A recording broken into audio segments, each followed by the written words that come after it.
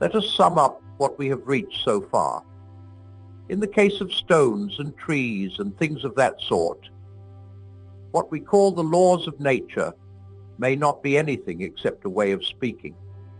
When you say that nature is governed by certain laws, this may only mean that nature does in fact behave in a certain way. The so-called laws may not be anything real, anything above and beyond the actual facts which we observe. But in the case of man, we saw that this will not do. The law of human nature, or of right and wrong, must be something above and beyond the actual facts of human behavior. In this case, besides the actual facts, you have something else, a real law which we did not invent and which we know we ought to obey.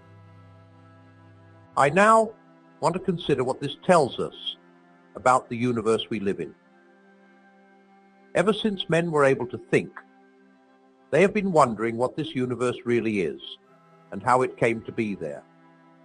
And, very roughly, two views have been held. First, there is what is called the materialist view. People who take that view think that matter and space just happen to exist and always have existed, nobody knows why, and that the matter, behaving in certain fixed ways, has just happened, by a sort of fluke, to produce creatures like ourselves who are able to think. By one chance in 1,000, something hit our sun and made it produce the planets, and by another 1,000th chance, the chemicals necessary for life and the right temperature occurred on one of these planets, and so some of the matter on this earth came alive. And then, by a very long series of chances, the living creatures developed into things like us. The other view is the religious view. 3.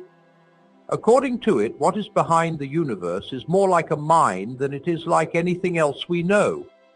That is to say, it is conscious and has purposes, and prefers one thing to another. And on this view, it made the universe partly for purposes we do not know, but partly, at any rate, in order to produce creatures like itself. I mean, like itself, to the extent of having minds.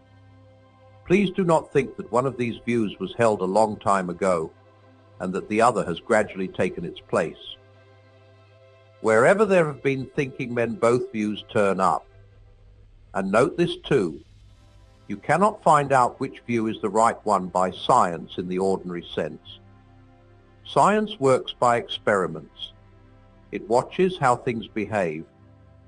Every scientific statement in the long run, however complicated it looks, really means something like, I pointed the telescope to such and such a part of the sky at 2:20 a.m. on January 15th and saw so-and-so. Or, I put some of this stuff in a pot and heated it to such and such a temperature, and it did so and so. Do not think I am saying anything against science. I am only saying what its job is. And the more scientific a man is, the more I believe he would agree with me that this is the job of science. And a very useful and necessary job it is too. But why anything comes to be there at all, and whether there is anything behind the things science observes, something of a different kind, this is not a scientific question. If there is something behind, then either it will have to remain altogether unknown to men, or else make itself known in some different way. The statement that there is any such thing and the statement that there is no such thing are neither of them statements that science can make, and real scientists do not usually make them. It is usually the journalists and popular novelists who have picked up a few odds and ends of half-baked science from textbooks who go in for them. After all, it is really a matter of common sense. Supposing science ever became complete, so that it knew every single thing in the whole universe, is it not plain that the questions, why is there a universe? Why does it go on as it does? Has it any meaning? Would remain just as they were? Now the position would be quite hopeless, but for this. There is one thing, and only one, in the whole universe which we know more about than we could learn from external observation. That one thing is man. We do not merely observe men, we are men. In this case we have, so to speak, inside information. We are in the know. And because of that we know that men find themselves under a moral law which they did not make and cannot quite forget even when they try, and which they know they ought to obey. Notice the following point. Anyone studying man from the outside, as we study electricity or cabbages, not knowing our language and consequently not able to get any inside knowledge from us but merely observing what we did, would never get the slightest evidence that we had this moral law. How could he? For his observations would only show what we did, and the moral law is about what we ought to do. In the same way, if there were anything above or behind the observed facts in the case of stones or the weather, we, by studying them from outside, could never hope to discover it. The position of the question, then, is like this. We want to know whether the universe simply happens to be what it is for no reason, or whether there is a power behind it that makes it what it is. Since that power, if it exists, would be not one of the observed facts, but a reality which makes them, no mere observation of the facts can find it. There is only one case in which we can know whether there is anything more, namely our own case. And in that one case we find there is. Or put it the other way round. If there was a controlling power outside the universe, it could not show itself to us as one of the facts inside the universe. No more than the architect of a house could actually be a wall or staircase or fireplace in that house. The only way in which we could expect it to show itself would be inside ourselves as an influence or a command trying to get us to behave in a certain way. And that is just what we do find inside ourselves. Surely this ought to arouse our suspicions. In the only case where you can expect to get an answer, the answer turns out to be yes. And in the other cases, where you do not get an answer, you see why you do not. Suppose someone asked me, when I see a man in a blue uniform going down the street, leaving little paper packets at each house, why I suppose that they contain letters, I should reply, because whenever he leaves a similar little packet for me, I find it does contain a letter.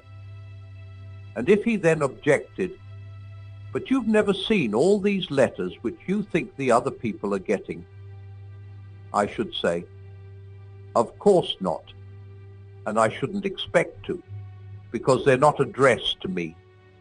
I'm explaining the packets I'm not allowed to open by the ones I'm allowed to open. It is the same about this question. The only packet I'm allowed to open is man.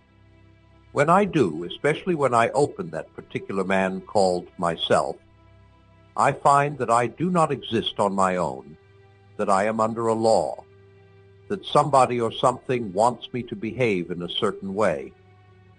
I do not, of course, think that if I could get inside a stone or a tree, I should find exactly the same thing, just as I do not think all the other people in the street get the same letters as I do. I should expect, for instance, to find that the stone had to obey the law of gravity, that whereas the sender of the letters merely tells me to obey the law of my human nature, he compels the stone to obey the laws of its stony nature.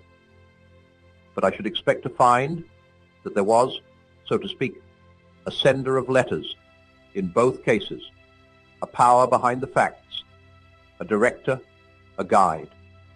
Do not think I am going faster than I really am. I am not yet within 100 miles of the God of Christian theology. All I have got to is a something which is directing the universe and which appears in me as a law urging me to do right and making me feel responsible and uncomfortable when I do wrong.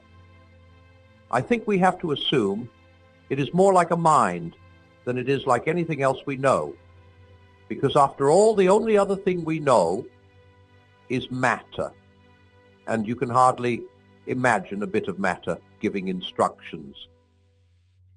But of course, it need not be very like a mind, still less like a person. In the next chapter, we shall see if we can find out anything more about it. But one word of warning: there has been a great deal of soft soap talked about God for the last 100 years. That is not what I am offering. You can cut all that out. Note: in order to keep this section short enough when it was given on the air, I mentioned only the materialist view and the religious view. But to be complete, I ought to mention the in-between view called life force philosophy, or creative evolution, or emergent evolution. The wittiest expositions of it come in the works of Bernard Shaw, but the most profound ones in those of Bergson. People who hold this view say that the small variations by which life on this planet evolved from the lowest forms to man were not due to chance, but to the striving or purposiveness of a life force. When people say this, we must ask them whether by life force they mean something with a mind or not. If they do, then a mind bringing life into existence and leading it to perfection is really a god, and their view is thus identical with the religious. If they do not, then what is the sense in saying that something without a mind strives or has purposes? This seems to me fatal to their view. One reason why many people find creative evolution so attractive is that it gives one much of the emotional comfort of believing in God and none of the less pleasant consequences. When you are feeling fit and the sun is shining and you do not want to believe that the whole universe is a mere mechanical dance of atoms, it is nice to be able to think of this great mysterious force rolling on through the centuries and carrying you on its crest. If, on the other hand, you want to do something rather shabby, the life force, being only a blind force with no morals and no mind, will never interfere with you like that trouble, some god we learned about when we were children. The life force is a sort of tame god. You can switch it on when you want, but it will not bother you. All the thrills of religion and none of the cost. Is the life force the greatest achievement of wishful thinking the world has yet seen?